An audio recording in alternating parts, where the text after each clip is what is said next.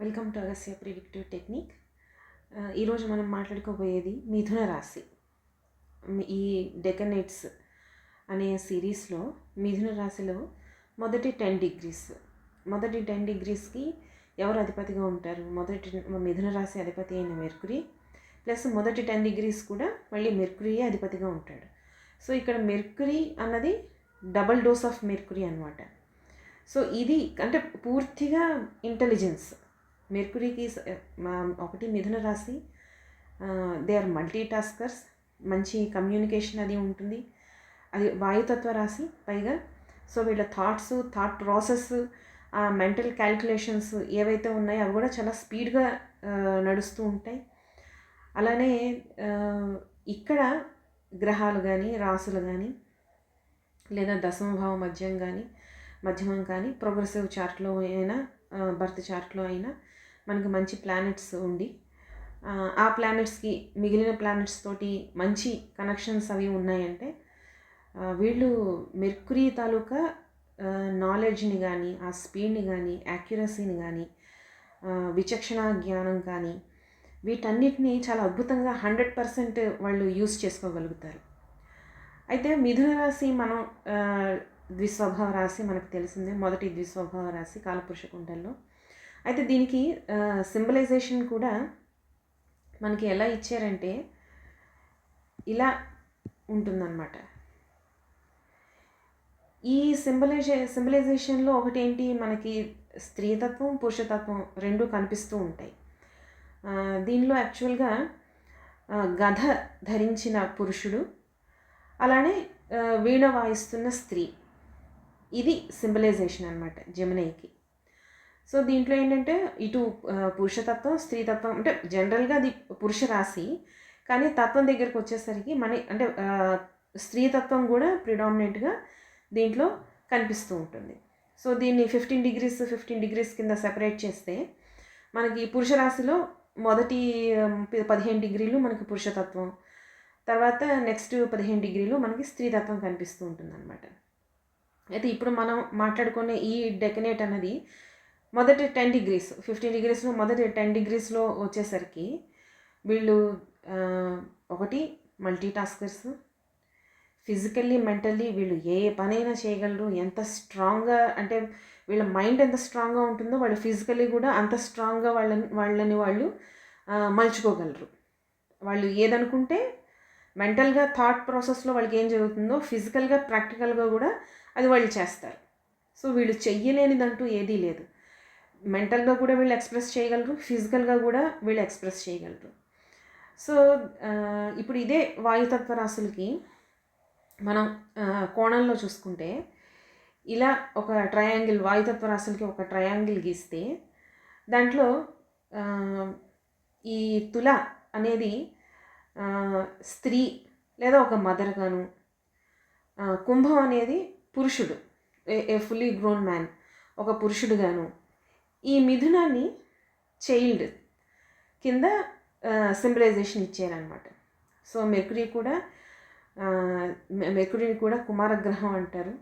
So చిన్నపిల్లలకి ఎలా అయితే విపరీతమైన ఎంతూజియాజం ఉంటుందో, అలానే ప్రతిదీ తెలుసుకోవాలి, ఇదేంటి అదేంటి అని క్వశ్చన్స్ అడగడం, ప్రతిదీ తెలుసుకోవాలి అన్న ఆలోచన, ఫస్ట్ థాట్ అదే వస్తుంది. ఏదైనా ఒకటి చూడగానే ఒక విషయం ఎవరైనా మాట్లాడుతున్నా డిస్కస్ చేస్తున్నా వాళ్ళకి అర్థం కాకపోతే వెంటనే ప్రశ్న అడిగేస్తారు, ఏం జరుగుతుంది అని. అలానే మాట్లాడేటప్పుడు కూడా వాళ్ళకి ఫిల్టర్ అనేది ఉండదు. వాళ్ళకి ఏది మనసుకి ఏది వస్తే అది టక్కున మాట్లాడేస్తారు. కొన్నిసార్లు పెద్దవాళ్ళకి అనిపిస్తుంది పిల్లల ముందు ఏం మాట్లాడకూడదు, వాళ్ళు మాట్లాడితే పిల్లలు నోరు విప్పారంటే మన పరువు పోతుంది అని. బికాజ్ వాళ్ళకి ఫిల్టర్ ఉండదు. వాళ్ళ థాట్ ప్రాసెస్ ఏదైతే ఉంటుందో టక్కున అది బయటికి చెప్పేస్తారనమాట. సో ఇలాంటి క్విక్ కమ్యూనికేషన్ ఉంటుంది, క్విక్ థింకింగ్ ఉంటుంది, క్యూరియాసిటీ చాలా ఎక్కువగా ఉంటుంది, ఇంటెలిజెన్స్ ఎక్కువగా ఉంటుంది, విచక్షణ జ్ఞానం ఎక్కువగా ఉంటుంది. ఇది మెర్కురీకి ఆ వాయుతత్వ రాశి వల్ల ఈ లక్షణాలన్నీ కనిపిస్తూ ఉంటాయి అన్నమాట మనకి. వాళ్ళ ప్రాసెస్ ఏదైనా చదువుకున్న చేసిన ఆ ప్రాసెస్, అండర్స్టాండింగ్ ప్రాసెస్ అనేది కూడా చాలా ఫాస్ట్గా జరుగుతూ ఉంటుంది వీళ్ళకి. అలానే వీళ్ళకి ఒకటి multi taskers, at the same time multiple languages మీద వీళ్ళకి అవగాహన ఉంటుంది. చాలా క్విక్గా నేర్చుకోగలరు, క్విక్ లెర్నర్స్, క్విక్ అండర్స్టాండింగ్ కూడా చాలా తొందరగా అర్థమవుతుంది. అలానే వీళ్ళు స్టోరీ టెల్లర్స్. వీళ్ళు మాట్లాడితే లాంగ్వేజ్ స్కిల్స్ ఎలా అయితే ఉంటాయో లాంగ్వేజ్ స్కిల్స్తో పాటు ఆ కమ్యూనికేషన్ స్కిల్స్ కూడా ఉంటాయి. వీళ్ళు ఏమనుకుంటున్నారో వీళ్ళు కరెక్ట్గా చెప్పగలుగుతారు. ఆ పదాల పొందిక అనేది కూడా చాలా బాగుంటుంది. మంచి హాస్యాస్పదంగా మాట్లాడగలరు, సెటైరికల్గా మాట్లాడగలరు, అట్రాక్టివ్గా మాట్లాడగలరు. తర్వాత వీళ్ళ ఐడియాస్, వీళ్ళకి వచ్చే ఐడియాస్ వాటిని ఎగ్జిక్యూటివ్ చేసే విధానం అవన్నీ కూడా మంచి ప్రజాదరణ పొందే విధంగా ఉంటాయి. They are basically multi taskers. వీళ్ళు చేయలేదంటూ ఏదీ లేదు. మైండ్లో తలుచుకుంటే బ్లైండ్గా ఫాలో అయిపోతారనమాట. సో అలా వీళ్ళు ప్రతిదీ చేయగలరు. నెక్స్ట్ మంచి చార్మింగ్, అట్రాక్టివ్ కమ్యూనికేషన్ ఉంటుంది. మామూలుగా చదివేటప్పుడు కూడా మనం చిన్నపిల్లల్లో కూడా చూస్తాం. వీళ్ళు ఫాస్ట్గా రాస్తారు, ఫాస్ట్గా చదువుతారు. ఒక మంచి స్టోరీ టెల్లర్స్. ఎందుకంటే వీళ్ళు ఆ పదాలు అమర్చి సీక్వెన్స్ బై సీక్వెన్స్ స్టోరీని చెప్పే విధానం అన్నది చాలా అందంగా ఉంటుంది, చాలా బాగా చెప్తారు. అలానే మనం చిన్నపిల్లల్లో చూస్తూ ఉంటాం. వీళ్ళు ఏంటంటే అంటే స్టోరీ టెల్లింగ్ అనేది మనకి స్కూల్స్లో కూడా ఇప్పుడు బాగా డెవలప్ అవుతుంది. ఈ ఈ టాలెంట్ అన్నది పిల్లలకి జనరల్గానే స్టోరీ టెల్లింగ్ అనేది కొంతమందికి బాగా ఎక్కువగా ఉంటుంది. అలానే వీళ్ళు చాలా స్పీడ్గా చదువుతారు. వీళ్ళు బుక్ కూడా చాలా ఫాస్ట్గా చదువుతారు. కొన్నిసార్లు ఎలా ఉంటుందంటే వీళ్ళు సినిమా చూడడానికన్నా సినిమా స్టోరీ చదవడానికి ఇష్టపడతారు. 3 గంటల సేపు సినిమా చూడడం కన్నా ఆ స్టోరీ ఏదో చదివేస్తే అయిపోతుందిలే, గబగబా వీళ్ళు ఎలానో ఫాస్ట్గా చదువుతారు కాబట్టి 5 మినిట్స్లో స్టోరీ తెలిసిపోతుంది. వీళ్ళకి అంత ఫాస్ట్ అనమాట.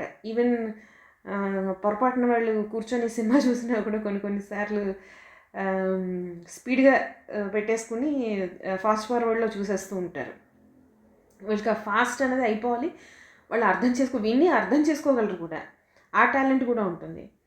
సో ఇదన్నమాట వీళ్ళ ఆ నాలెడ్జ్ అనేది ఆ ఫాస్ట్ పేస్లో నడుస్తూ ఉంటుంది వీళ్ళకి ఎప్పుడు. ఇంత ఫాస్ట్లో కూడా వాళ్ళు చాలా డీటెయిల్స్కి చాలా ఇంపార్టెన్స్ ఇస్తారు. మెర్క్యూరీ అంటేనే డీటెయిల్ ఓరియంటెడ్ పర్సన్. చిన్న వాటిని కూడా పర్ఫెక్షనిస్ట్ అనమాట. అంటే అది శనికి ఉండే కారకత్వం కూడా.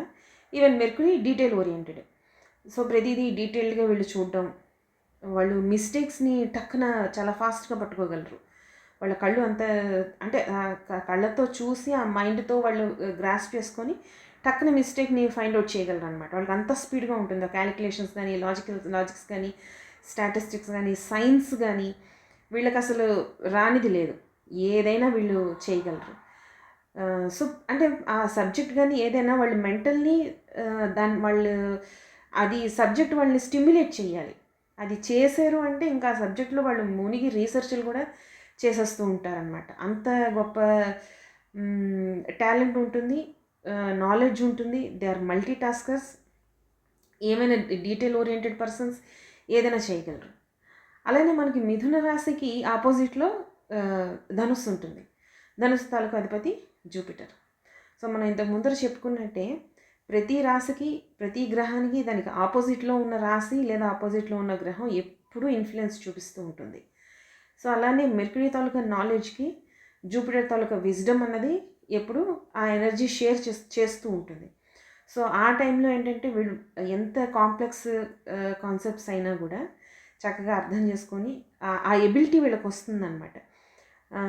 వాటిని డీటెయిల్స్లోకి వెళ్ళి ఆ కాంప్లెక్స్ సబ్జెక్ట్ని ఛేదిస్తూ వాళ్ళు చక్కగా నేర్చుకుంటారు. వీళ్ళకి ఇంకో ముఖ్యమైన టాలెంట్ ఏంటంటే బాగా మెర్క్యూరీకి ఈ Jupiter, Uranus, moon, mind even వీటి తాలూకా ఈ పాజిటివ్ ప్లానెట్స్ బాగా సహకరిస్తే వీళ్ళు పుస్తకాలు చదివి కోడింగ్ నేర్చేసుకుంటారు. అన్ని తెలివితేటలు ఉంటాయి. పుస్తకాలు చదివి దాన్ని అడాప్ట్ చేసుకుంటూ దాన్ని నేర్చుకుంటూ వాళ్ళంతటి వాళ్ళే కోడింగ్ నేర్చేసుకుంటారనమాట. Or any other language. కొన్నిసార్లు మనం వింటూ ఉంటాం చిన్నపిల్లలు సరదాగా 8th 9th క్లాసెస్లో లేదా 6th 7th ఆ ఏజ్లో కొంతమంది పిల్లలు ఫ్రెండ్స్ అనమాట, 2-3 కలిసి ఒక కోడ్ లాంగ్వేజ్ క్రియేట్ చేసుకుంటారు వాళ్ళు. వాళ్ళ లెటర్స్ ఆల్ఫాబెట్స్ కూడా ఉండవు, ఏవో సమ్ గీతలు ఉంటాయి, గీతలకి ఒక ఆల్ఫాబెట్ ఇస్తారు, లేకపోతే ఒక వర్డ్ మీనింగ్ ఇస్తారు, ఏదో ఒకటి చేసుకుంటారు. మొత్తానికి ఆ లాంగ్వేజ్ వాళ్ళకి మాత్రమే అర్థమవుతుంది, ఇంకెవరికి అర్థం కాదు. And they are so proud of their talent. So అలాంటివి కూడా ఉంటాయి. ఆ టాలెంట్ కూడా కనిపిస్తూ ఉంటుంది మనకి.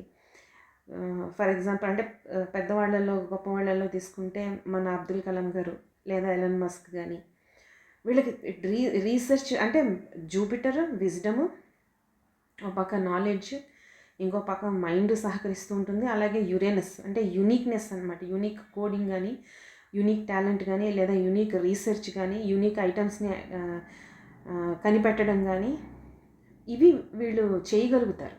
వీళ్ళకి ఆ కాంబినేషన్ వర్క్ అవుతుంది మెర్క్యూరీ తోటి. Uranus is unique.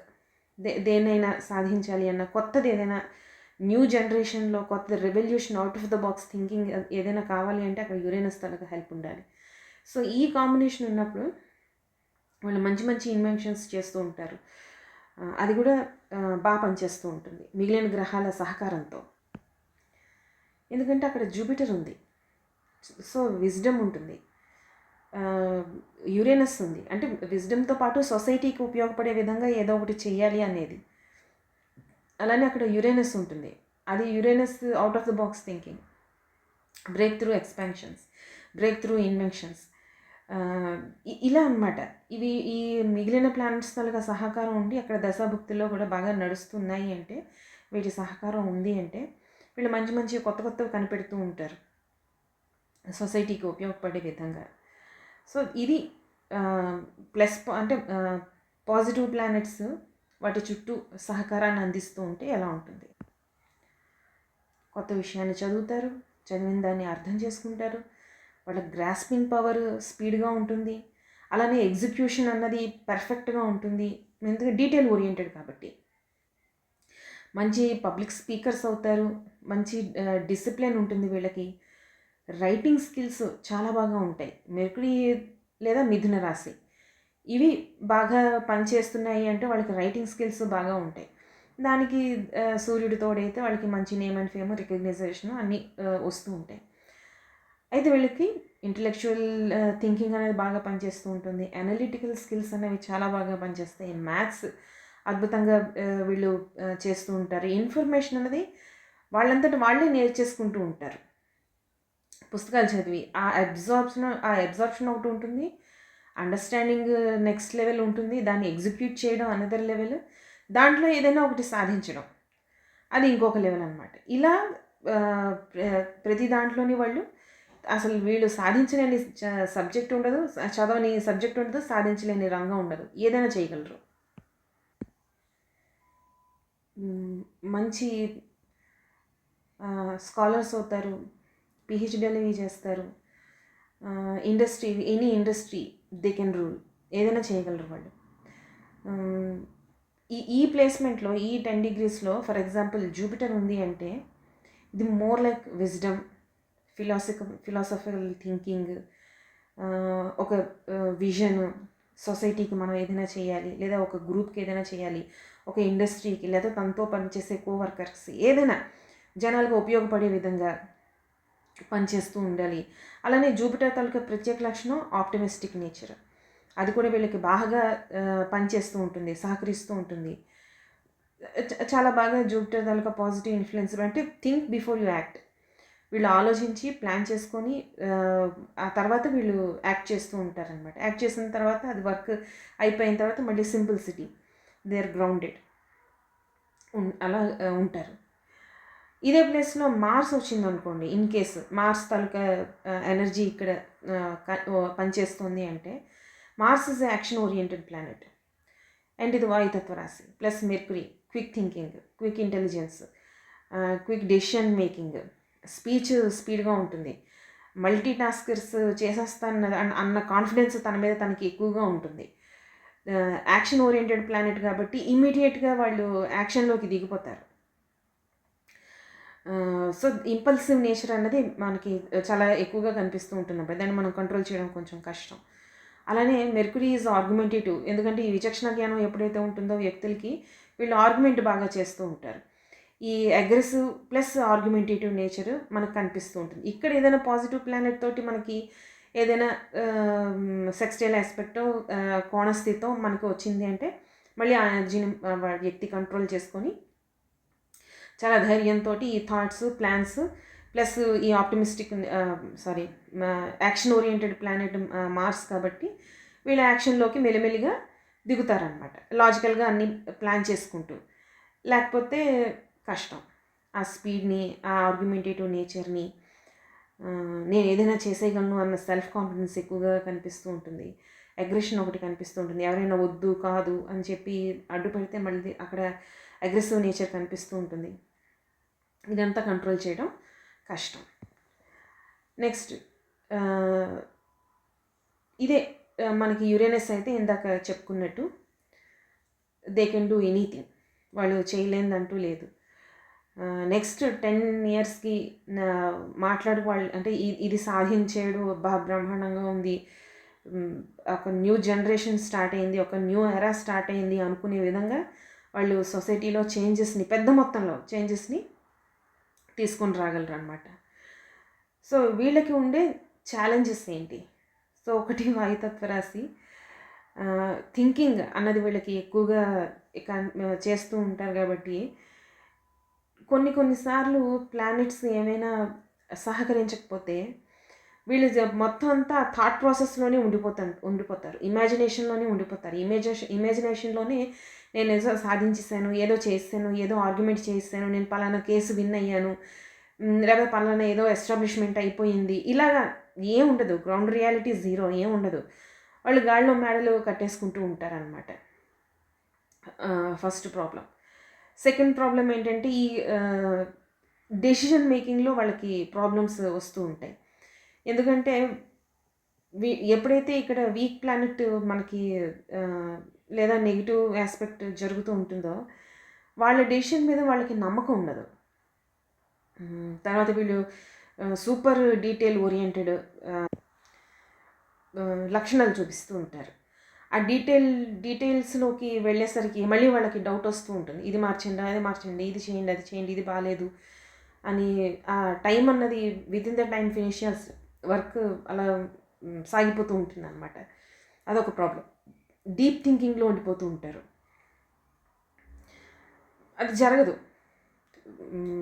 గాల్లో మేడలు కట్టినట్టు, ఆ చేతిలో స్వర్గం చూపించినట్టు వాళ్ళ మాటలు కూడా అలానే ఉంటాయి. మ్యానిపులేషన్ అన్నది బాగా కనిపిస్తూ ఉంటుంది. మెర్క్యూరీకి ఉన్న నాణానికి రెండో ఫేస్ అన్నట్టు ఈ సెకండ్ ఫేస్ మ్యానిపులేషన్.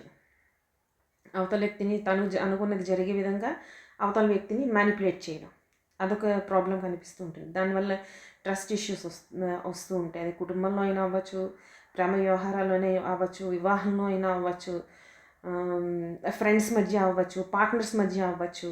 ఈ మ్యానిపులేషన్ అది ఇన్ కేసు ఇది మ్యానిపులేట్ చేస్తున్నారని తెలిస్తే వీళ్ళు యారగెంట్గా రియాక్ట్ అవ్వడం స్టార్ట్ చేస్తారు.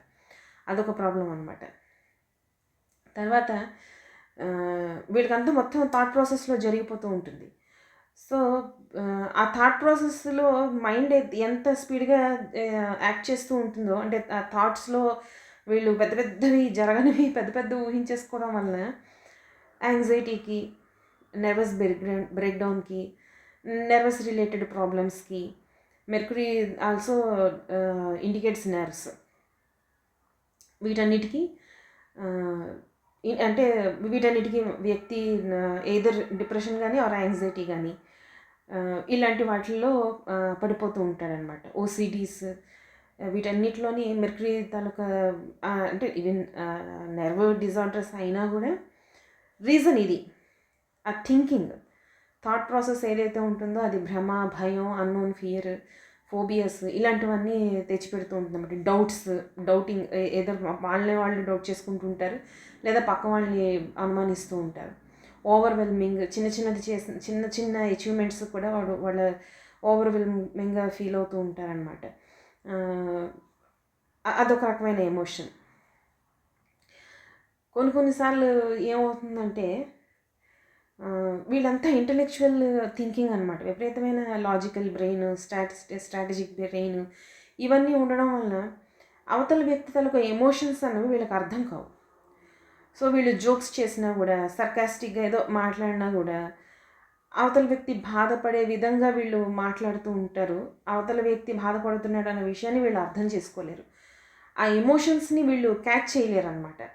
అక్కడ చంద్రుడు బాగుంటే పర్వాలేదు, లేదా అంటే వీళ్ళకి ఆ ఎమోషన్స్ని వీళ్ళు క్యాచ్ చేయలేరు. ఓన్లీ ఇంటలెక్చువల్ క్యాలిక్యులేషన్స్, ఆ థాట్ ప్రాసెస్లోనే వాళ్ళు ఎక్కువ వెళ్ళిపోతూ ఉంటారు. సో దానివల్ల ఏంటంటే ఈవెన్ ఫ్యామిలీలో కూడా ఎవరైనా ఏదైనా ఎమోషనల్గా ఒక సిచ్యువేషన్ జరిగినా కూడా ఆ ప్రాసెస్లో వీళ్ళు చాలా ఇబ్బంది పడి అక్కడి నుంచి ఎస్కేప్ అవడానికి ట్రై చేస్తూ ఉంటారనమాట. వాళ్ళకి అర్థం కాదు, దాన్ని ఎలా డీల్ చేయాలో వాళ్ళకి అర్థం కాదు. దానికి బదులు వీళ్ళకి ఏ మ్యాథ్స్, ఏ సైన్స్, ఏ కోడింగ్, ఏ కంప్యూటర్ లాంగ్వేజ్ ఏదో పెట్టేస్తే వాళ్ళు టకటక అది చేసుకుంటారు. కానీ ఈ ఎమోషనల్ బ్యాగేజ్ అనేది వాళ్ళు క్యారీ చేయలేరు. వాళ్ళకి అర్థం కాదు, అందులో ఎలా రియాక్ట్ అవ్వాలో, ఏం చేయాలో వాళ్ళకి అర్థం కాదనమాట. కొన్నిసార్లు దీనివల్ల ఏమిటవుతుందంటే దే ఆర్ ఎమోషనల్లీ అన్అవైలబుల్. అంటే ఒక వ్యక్తి అర్థం చేసుకొని ఈవెన్ అది ఫ్రెండ్స్ అవ్వచ్చు, బ్రదర్ అండ్ సిస్టర్ అవ్వచ్చు, లేకపోతే ఫ్యామిలీలో పేరెంట్స్ అవ్వచ్చు, కిడ్స్ అవ్వచ్చు, లైఫ్ పార్ట్నర్ అవ్వచ్చు, నేనున్నాను నీకెందుకు, నువ్వు చెయ్యి, ఈ విధంగా చెయ్యి, ఇలా ఎక్స్ప్రెస్ చెయ్యి, ఇప్పుడు కొంచెం లోగా ఫీల్ అవుతున్నావు, ఏం పర్వాలేదులే, దిస్ విల్ పాస్, ఇది అయిపోతుంది, ఇలా ఎమోషనల్గా ఎంకరేజ్ చేయడం కానీ, లేదా at least be a good listener. Mercury is a talker, వాళ్ళు మాట్లాడతారు, దేర్ ఒరేటర్స్, స్పీచెస్ ఇవ్వడం ఇలాంటివన్నీ చేస్తూ ఉంటారు. కానీ ఎమోషనల్గా ఇవన్నీ వినాలి, చెయ్యాలి అంటే కష్టం, వాళ్ళు చేయలేరు. కానీ వీళ్ళు అంటే ఆ ఫ్యామిలీలో వాళ్ళకి, ఆ రిలేషన్షిప్లో వాటిలో వాళ్ళకి దానివల్ల ప్రాబ్లమ్స్ వస్తాయన్నమాట. ఎవరైనా అంతే, ఎమోషనల్ సపోర్ట్ అనేది వెరీ ఇంపార్టెంట్. అలానే ట్రస్ట్ అనేది very important for any relationship. ఇక్కడ మ్యానిపులేటివ్గా బిహేవ్ చేసిన కష్టమే, అలానే ఎమోషన్స్ని అర్థం చేసుకోకుండా స్వార్థంగా నాకు ఇది కావాలి, నాకు ఇది జరగాలి, నువ్వేం మాట్లాడుతున్నావో నాకు అర్థం కాదు అన్నట్టు బిహేవ్ చేసినా కూడా సెల్ఫిష్ ఫెల్లో కింద వాళ్ళు ఉండిపోతారనమాట. అది కూడా కష్టమే. ఆ ఎంపతి అన్నది వాళ్ళు క్రియేట్ చేసుకోలేకపోతారు రిలేషన్షిప్లో, ఎనీ రిలేషన్షిప్, పార్ట్నర్షిప్, ఎనీథింగ్. దానివల్ల ట్రస్ట్ ఇష్యూస్ వస్తూ ఉంటాయి. వీడు చాలా సెల్ఫిష్ పర్సన్లా ఉన్నాడు, వాడు ఎంతసేపు self importance, self boasting, self prioritising self, ఈ వీటన్నిటిని ఉండడం వలన ఆ రిలేషన్షిప్స్ కూడా నిలబడవు. అది కూడా కష్టమే. అంటే వ్యక్తిని నమ్మడం కూడా కష్టం అవుతుంది ఇలాంటి పరిస్థితుల్లో స్పెషల్గా. నెక్స్ట్ ఏంటంటే వాళ్ళకి కొన్నిసార్లు ఎమోషనల్లీ వాళ్ళకి అర్థం కాదు, ఎమోషన్స్ అన్నవి అర్థం కావు. కొన్నిసార్లు మ్యానిపులేషన్, వాళ్ళ సెల్ఫిష్నెస్, మ్యానిపులేషన్ వాళ్ళకి కనిపిస్తూ ఉంటుంది అనమాట. చేస్తూ ఉంటారు, మ్యానిపులేట్ చేస్తూ ఉంటారు. అది కూడా కష్టమే. లేదా అంటే నర్వస్ బ్రేక్ డౌన్స్ అవ్వడం, ప్రతి చిన్నదాన్ని ఎక్కువగా ఆలోచించేయడం, యాంగ్జైటీ డిజార్డర్స్, ఇలాంటివన్నీ వస్తూ ఉంటాయి అన్నమాట. పాజిటివ్గా ఉంటే అద్భుతంగా పనిచేస్తుంది, నెగిటివ్గా ఉంటే ఇలా పనిచేస్తూ ఉంటుంది అనమాట. సో ఈ డిగ్రీస్లో ప్లానెట్స్ ఉన్నప్పుడు, లేదా లగ్నం, దశంభావ మధ్యం కానీ, మిగిలిన ప్లానెట్స్ కానీ ప్రోగ్రెసివ్లో కానీ మనకి, లేదా జన్మజాతకంలోని ఉన్నప్పుడు ఈ 10 degrees తాలూకు క్యారెక్టరిస్టిక్స్ ఇలా ఉంటాయి. ప్లస్ అక్కడ ఒక ప్లానెట్ ఉంటుంది, ప్లస్ దానికి ట్రైన్స్ ఉన్నాయా, స్క్వేర్స్ ఉన్నాయా, కంజంక్షన్స్ ఉన్నాయా, లేదా అపోజిషన్స్ ఉన్నాయా, ఇవి చూసుకుంటూ మన ఆ చార్ట్ని ఆ ఇయర్లో ఆ వ్యక్తి తాలూకా పెర్ఫార్మెన్స్ ఎలా ఉంటుంది, వాళ్ళు ఎదురయ్యే వాళ్ళు ఫీల్ అయ్యే అనుభవాలు ఏంటి, వాళ్ళకి ఎదురయ్యే అనుభవాలు ప్లస్ వాళ్ళు ఫీల్ అయ్యేవి, ఇన్ అండ్ అవుట్ ఎలా ఉంటుంది అన్నది మనం చెప్పచ్చు. సో నెక్స్ట్ మిథున రాశిలో సెకండ్ డెకనేట్ గురించి మాట్లాడుకుందాం. Keep watching Agastya predictive technique. Thank you.